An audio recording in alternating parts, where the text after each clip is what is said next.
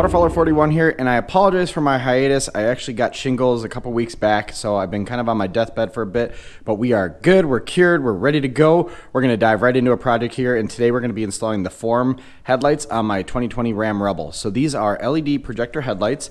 They're going to have brighter daytime running lights, they're going to have a sequential turn signal, as well as a whole welcome sequence when you turn the lights on, and we're going to be replacing my factory LEDs. So these are the LED reflector housings.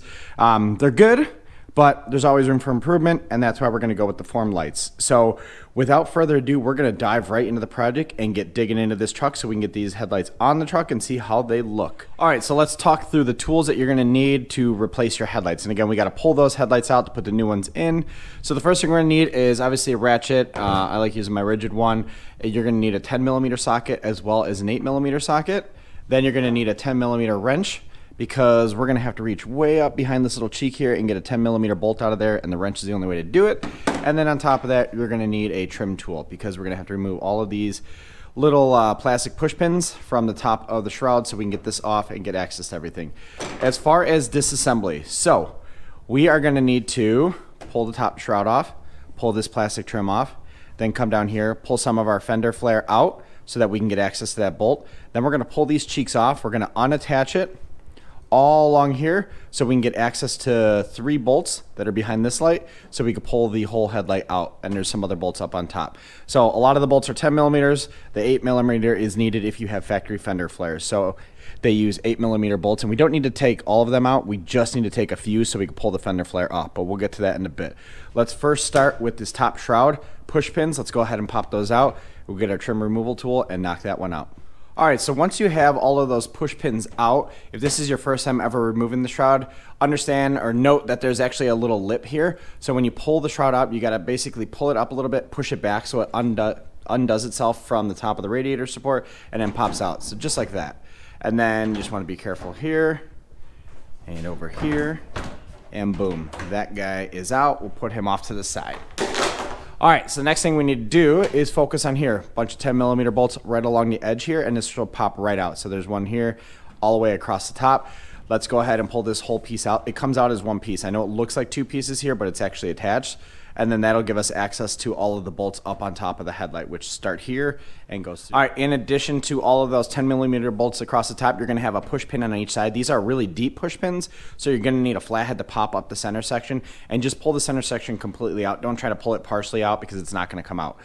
So this is the last push pin on that side, and then you have one more right here, and then this whole trim piece will pull out. Like I said, it comes out in one piece, and we'll focus on the fender flare. So let's get that trim piece pulled off. All right, so once you get those last 2 push pins out, this whole piece just easily pops right out. And then like the top shroud, we'll just lay this off to the side over here, and now turn our attention to the rest of everything else basically. So like I said, the next thing we're gonna wanna do is go in here, and there are 8mm bolts all along the fender flare. So what I'm gonna do is remove this one, this one, this one, this one, and probably this one, because all we need to do is pull this partially off so we can get up in here. We don't need to pull the fender flare completely off. I know a lot of people prefer to do that, but these push pins are kind of a bear to deal with, and I'd rather not have to fight with that many of them to pop them out. The easiest thing to do to get them out though is to undo the 8mm bolts here, push the wheel well liner up, and try to get to the back of them with like a flathead or a small socket and pop the clips. And once I get the clips out, I'll show you what I'm talking about. All right, so I went ahead and pulled the fender flares off. I want to show you a trick. So if you take your 8mm socket, and if you also pull back your inner wheel well liner, try to use the socket on the back side of these clips. So these clips are obviously poked through these panels, but if you get the socket pushed on there, it'll depress the tangs enough that you can pull the fender flare out so you don't break the clips. So again, you could use a socket from the inside to push the clips out, and then, like I said, I'm gonna try to get just that much undone. I'm basically to the clip about here. I don't wanna do any more because these clips are pretty fragile. You can see I'm already missing one because I broke them earlier from another project. But now that we got that stuff pulled off, if we look inside here, there is a 10mm bolt right up there that we need to undo, and that bolt is holding this little cheek panel to the actual fender. Once we get that, then we can start pulling the cheek panel off, and all we're worried about doing is unclipping it from this section right to here. We're gonna leave it attached to the grill for now. I've seen people leave it here so you can pull the grill off and the cheek as one assembly. But worst case scenario, we can just reach in there and pop that clip and pull the thing completely off so we can get access to everything. All right, so once you have those bolts out, and the bolt, like I said, attaches the cheek to the fender flare or to the fender, what you're going to want to do is reach up behind there. You know what? Let's go over to the passenger side. I'll show you. We're already done. Or I'm sorry, the driver's side. So what you're going to want to do, I already did the side, but there is this black piece here, and you could get access to it from behind. And what you want to do is pull that down a little bit and release these clips so you can pull this top portion of the cheek out. It takes two hands. Be really careful, especially be particularly careful so when you pull this out, it doesn't hit the fender flare. But once you do pop it out, all of these pop out relatively easily. This is what we're trying to do on the other side. So you want to pop out the top section first and then slowly pull out underneath the headlight. For now, we're going to leave it attached to here. We may end up removing the whole cheek itself and dealing with it separate. I know, again, some people do the grill and the cheek, but because I have the dark dune brackets here, it might cause that, might not make that totally possible. So we're gonna work on pulling right here. There is a black clip back here. We're gonna pull that black clip down so we can pull this cheek out, and then all of these will unclip relatively easily, and then we'll turn our attention to pulling that head. All right, now that we have the cheeks out of the way, we're gonna go ahead and remove these three bolts down here. So we got one there, and one here. And then we're gonna turn our attention to the top of the grill. We're gonna remove that 10 millimeter, this one, and that one. And we're gonna pull the whole grill off the truck because in order to get these headlights out, which a lot of the headlight is tucked behind the grill, we need that grill up and out of the way, which means I need to pull these guys off as well. So I hope my dark dune brackets aren't in the way. It doesn't look like they're in the way too much, but we'll see. But let's get those bolts removed, the top of the grill removed, these lights out of the way, and let's pull that grill off the truck, and then it's all downhill from here. All right, so I went ahead, removed all the bolts up on top of the grill. It's super simple. Once you remove those bolts, you just pop this thing out like that. Then I got those three bolts off from inside here. There is another one right here that's holding the headlight on. We're gonna do that one in a second. But now it's just navigating all this plastic trim around each other so I can get the grill pulled off. So also obvious is I pulled off my SS5s that were in front. No way I'd be able to pull that grill off with those things in place. So just unbolted them. So now what I gotta do is just kind of manipulate all the plastic here so I can pull that grill off. But the grill is loose. It's kind of hanging in there right now. So let me go ahead and mess around with the bottom here. Once we get the grill off, then it's smooth sailing to pull those headlights out. All right, so again, make sure you undo the bolt here. There's a little push pin right there that kind of keeps the headlight aligned. There's gonna be a bolt here, push pin here, and then you already removed those bolts. So now the headlight's loose in place. What we're gonna do is pull it out slowly, reach behind the back and undo the harness, and then we'll start talking about how to remove this trim panel, and then we'll talk through the wiring, which is super easy, especially when you're going from an LED equipped truck to the new form lights. So let's go ahead and get this last headlight pulled out, and we'll start talking about how we're gonna move pieces over. All right, so we have our factory headlight up and out of the truck. So a couple things need to be removed from here. There is a Torx T25 bolt here. There are three silver ones here, so 1, 2, 3. And then there is a fifth one right here. Once you remove all those T25 bits, this plastic piece will pop right off. Then you're just gonna go ahead and reinstall this on the form headlight. So you can see there, I have my passenger side headlight already set up. It's already got the plastic piece ready to go. So let's go ahead and get this guy swapped off of the driver's side headlight, put them on the form light, and then we're good to go to start wiring everything up. So let's get. All right, so let's talk about wiring for a second. So in the kit, you get 1, 2, 3, 4, 5 separate wiring harnesses. So you get 2 of these little adapters like this with no other pigtails hanging off of it. It's just a plug to plug. And then you get this long little add-a-fuse harness here with a couple plugs for each side of the headlights. And then you get these other 2 that have little purple leads hanging off the back of them. If you are going from LED factory lights to the form lights, all you're going to use are these guys. So it's just the factory plug into the form plug with a purple little pigtail wire that's going to plug into the back of those headlights. If you are going from halogen to the form lights, you're going to use these guys, which are then going to plug into this harness. And then you're going to use this harness to wire up your DRL since your truck didn't come with it. But in the case of my truck, I'm just going to use these 2 harnesses. These I can just throw back in the box. These will plug right into the back of the headlights. So this will plug into the main headlight harness, and this is going to plug into the little purple little pigtail, as is this one for that side. And then once we get it to our truck, those should plug straight into the factory plug right here. All right, so we have our headlights in and they're wired. Again, I just had to use the one LED factory to LED form headlight harness, but if you have the halogens, you're gonna need to use that second set of harnesses for the adapter. But now that I have the headlights in, I have that push pin and then the 1 bolt up on top just holding everything.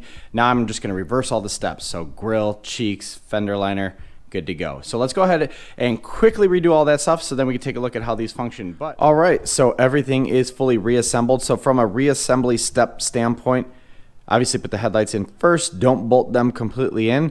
You're going to then drop your grill back into place, and that's where those 3 bolts come in down here. Then you're going to focus over here. There is a 10mm bolt that goes in through the headlight housing into a little bracket there just to hold everything in place. Once you get the grill and the headlight in place, then you could pop your cheeks back in. You could drive that 10mm bolt down through from the fender into the cheek, and then you can close up everything in your wheel well as far as pushing the fender liner back, or the fender flares back together.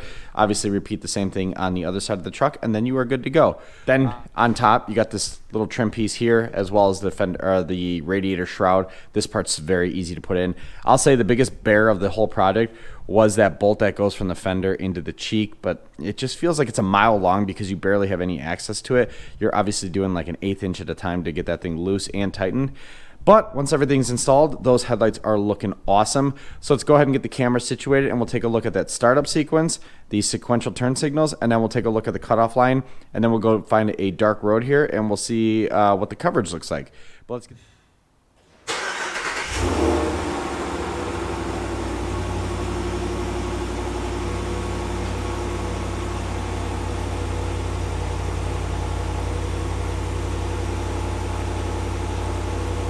All right, so you can see that the startup sequence is super cool. The sequential turn signals is pretty badass as well. So let's go ahead and get the truck pulled out of the garage, and we'll take a look at that cutoff line. But right away, I could tell you right now that the light coming out of these headlights is much whiter than the light that was coming out of my OEM LED headlights. So I think that's going to translate to a little bit more efficient lighting on the road down the road, obviously, no pun intended.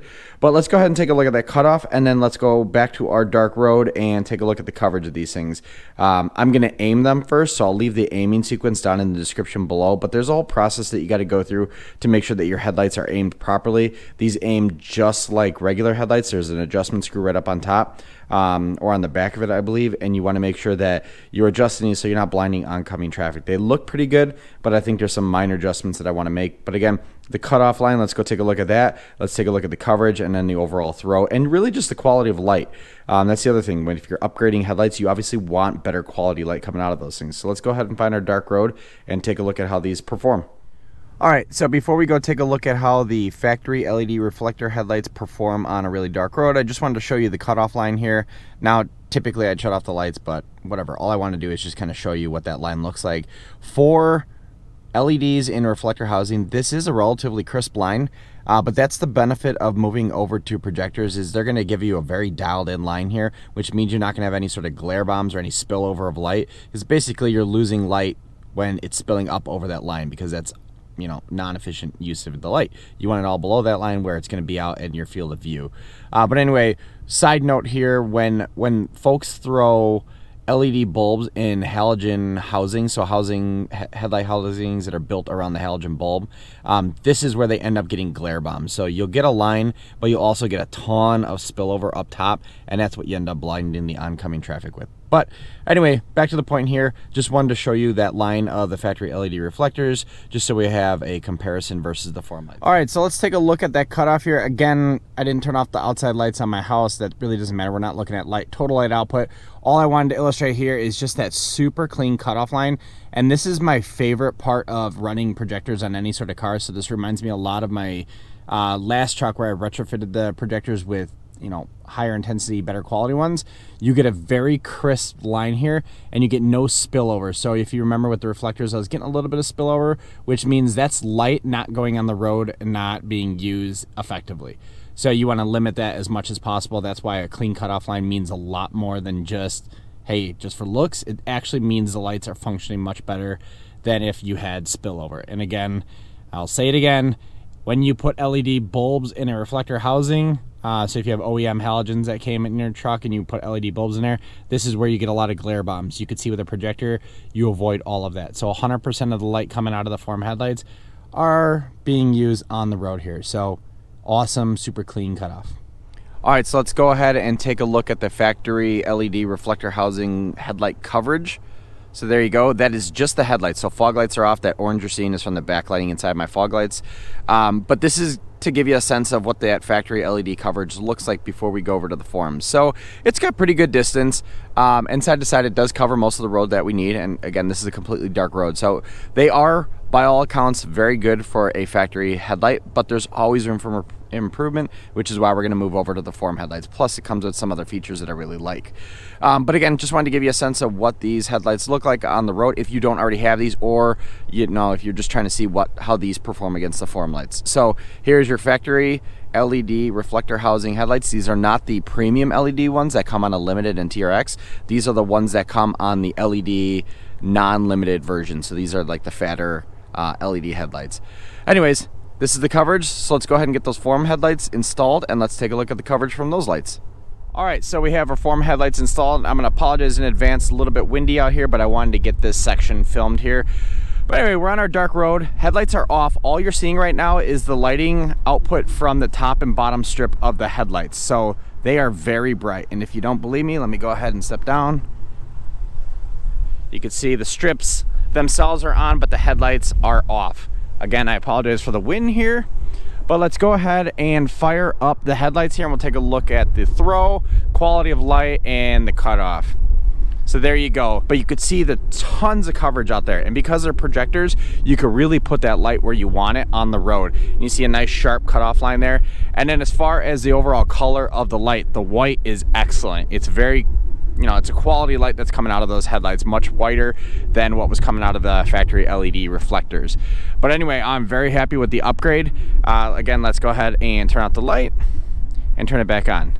Turn on the fog lights. So you can see with the fog lights, my Diode Dynamics fog lights and the form headlights, I'm getting a ton of coverage up front, which makes for safe driving conditions. Headlights off, headlights on. Awesome upgrade.